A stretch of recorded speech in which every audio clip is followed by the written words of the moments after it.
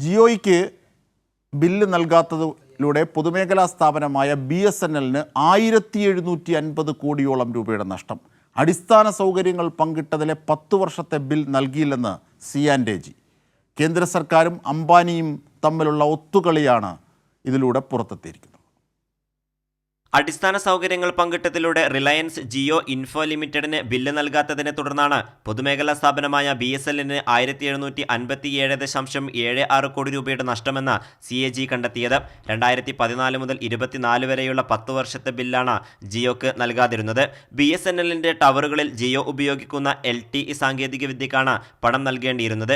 കരാർ വ്യവസ്ഥകൾ നിലനിന്നിട്ടും ജിയോയിൽ നിന്ന് സ്ഥിരമായി നിരക്ക് ഈടാക്കാതിരുന്നത് പൊതുഖജനാവിലെ കോടികളുടെ നഷ്ടമുണ്ടാക്കിയെന്നും CAG റിപ്പോർട്ട് വ്യക്തമാക്കുന്നു. 2014 ഏർപ്പെട്ട കരാറിൽ 15 വർഷത്തേക്കാണ് അടിസ്ഥാന സൗകര്യങ്ങൾ ഉപയോഗിക്കാനുള്ള അനുവാദമുള്ളത്. വിവിധ മേഖലകളിലായി ആന്റിന, റിമോട്ട് റേഡിയോ ഹെഡുകൾ എന്നിവ സ്ഥാപിക്കാനായിരുന്നു കരാർ.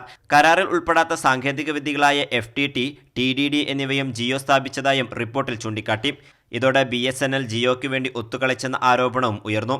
അതേസമയം വീഴ്ചയുമായി ബന്ധപ്പെട്ട് പ്രതികരിക്കാൻ BSNL ഇതുവരെയും തയ്യാറായിട്ടില്ല. കൈരളി ന്യൂസ്, ദില്ലി.